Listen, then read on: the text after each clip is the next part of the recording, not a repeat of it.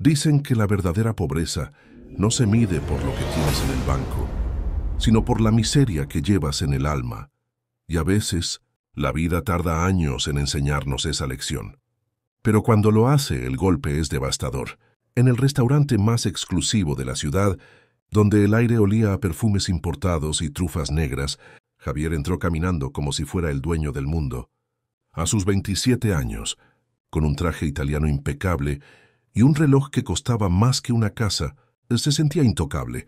Sin embargo, su sonrisa de triunfador se borró de golpe al ver la mesa contigua a la suya, donde un hombre mayor, don Manuel, sentado en una silla de ruedas desgastada, intentaba comer una sopa de tomate con manos temblorosas. Cada cucharada era una batalla perdida contra su propio cuerpo, y pequeñas gotas rojas caían sobre su camisa blanca y vieja. Javier, obsesionado con la perfección y la estética, sintió una repulsión inmediata, no por la suciedad, sino porque aquel anciano arruinaba la vista de su celebración millonaria. Javier no podía dejar de mirar con desprecio, sus ojos clavados en el anciano como si fuera un insecto molesto, mientras tamborileaba sus dedos impacientes sobre la mesa de mármol esperando al gerente. Hoy era el día más importante de su carrera. Estaba a punto de cerrar la fusión de su empresa tecnológica y convertirse en el CEO más joven del país, por lo que su tolerancia hacia lo que él consideraba imperfecciones estaba en cero. Don Manuel, ajeno al odio que despertaba a 2 metros de distancia, seguía luchando con su sopa, concentrado en llevar el alimento a su boca, aunque sus movimientos espasmódicos hacían tintinear la cuchara contra el plato ruidosamente. Ese sonido metálico fue el detonante para Javier, quien, acostumbrado a que el mundo girara a su ritmo, decidió que no permitiría que un viejo descuidado le amargara el almuerzo más caro de su vida. Se levantó de golpe, ajustándose el saco con furia, y caminó hacia la mesa del anciano con la intención de humillarlo públicamente. Al llegar a la mesa, Javier golpeó la superficie con la palma de la mano, haciendo que don Manuel sobresaltara y derramara aún más sopa sobre su regazo, manchando sus pantalones beige. «¿No te da vergüenza?», espetó Javier con una voz lo suficientemente alta para que todo el restaurante, que quedó en silencio sepulcral, lo escuchara claramente. «Mira cómo estás. Pareces un niño pequeño que no sabe comer. Gente como tú no debería estar en lugares como este. Este es un ambiente de negocios, de éxito, no un asilo de beneficencia para incapaces». Don Manuel, con los ojos húmedos y la dignidad intacta, intentó limpiarse con una servilleta temblorosa, murmurando una disculpa suave que apenas se oyó. Pero para Javier, la debilidad ajena era como sangre para un tiburón. Sacó su billetera de piel de cocodrilo, extrajo varios billetes de alta denominación y los tiró sobre la sopa de Manuel, diciendo con asco: «Ten, compra comida para llevar y vete a comer a un parque donde nadie tenga que verte temblar».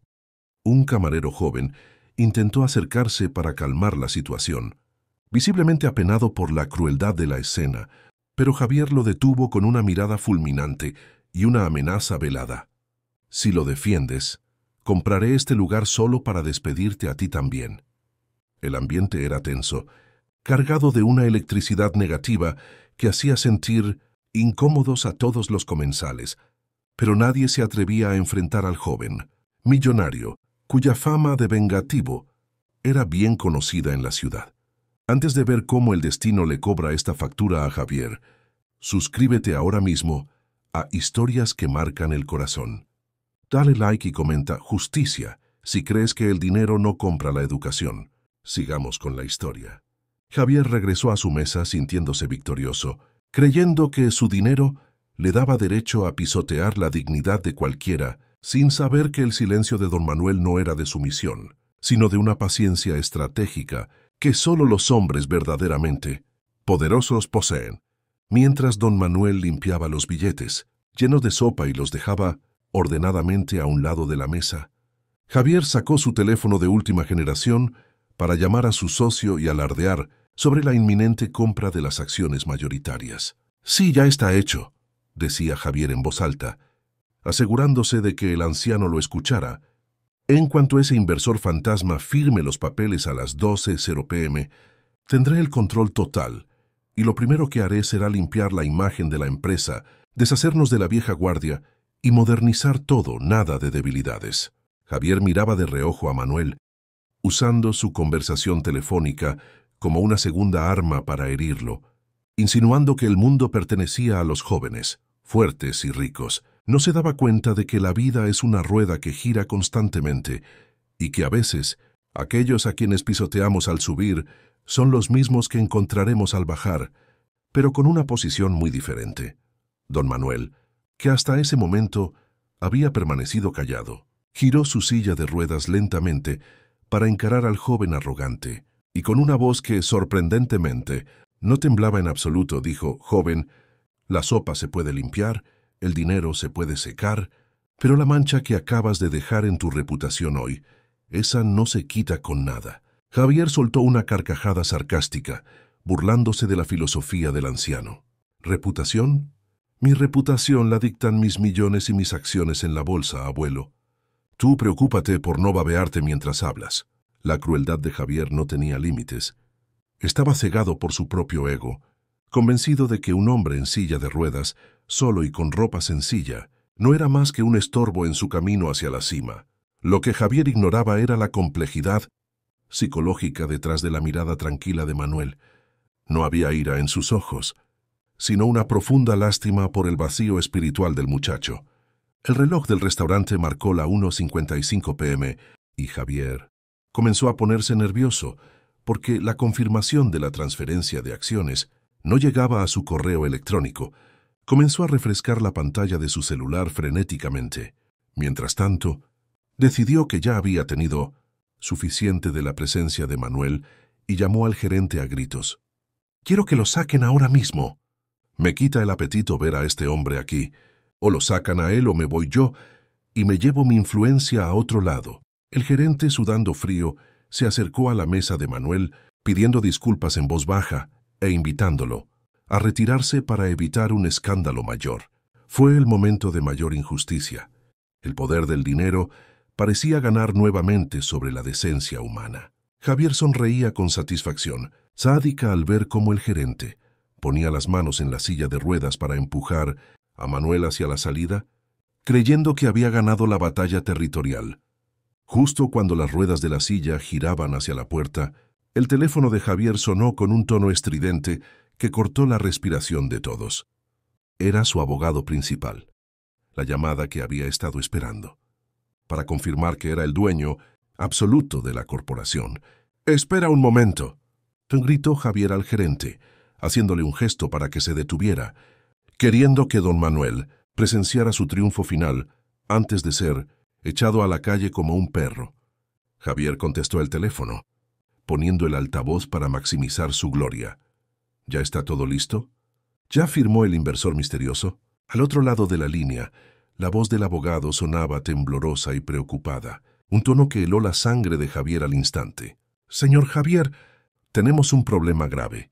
El inversor mayoritario ha decidido detener la fusión en el último segundo y está convocando a una junta directiva de emergencia para destituirlo a usted como CEO por conducta no ética». Javier se puso pálido, sintiendo que el suelo se abría bajo sus pies, y gritó al teléfono. «¿De qué estás hablando? ¿Quién es ese imbécil?» «Dile que soy Javier Montalvo». El abogado respondió con un susurro aterrador. «Señor, el inversor mayoritario, el dueño del 60% de las acciones, es el señor Manuel de la Vega. Y según su GPS, está a 3 metros de usted en este momento». El tiempo se detuvo. El teléfono de Javier cayó de su mano y se estrelló contra el suelo. Lentamente, con el terror dibujado en su rostro, levantó la vista hacia la silla de ruedas. Don Manuel, quien ya no parecía un anciano frágil, sacó un teléfono satelital de su bolsillo y dijo con autoridad: «Dile a la Junta que la fusión se cancela porque no hago negocios con personas que no respetan la dignidad humana». El restaurante entero contuvo el aliento. El pobre anciano de la sopa era el legendario magnate que Javier había intentado impresionar durante meses sin conocer su rostro.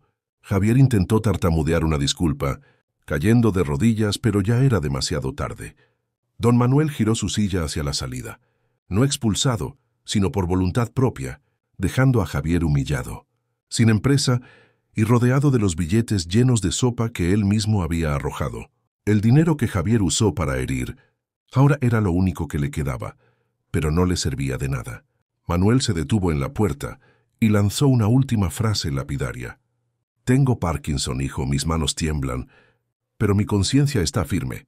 Tú tienes manos firmes, pero tu alma tiembla de miedo e inseguridad». Javier se quedó solo en medio del lujo, convertido en la nada que tanto despreciaba. La vida da muchas vueltas. Nunca humilles a nadie, porque no sabes a quién puedes necesitar mañana. Si esta historia te llegó al alma, comenta qué harías tú en el lugar de don Manuel. Y comparte este video para que la lección llegue a más personas.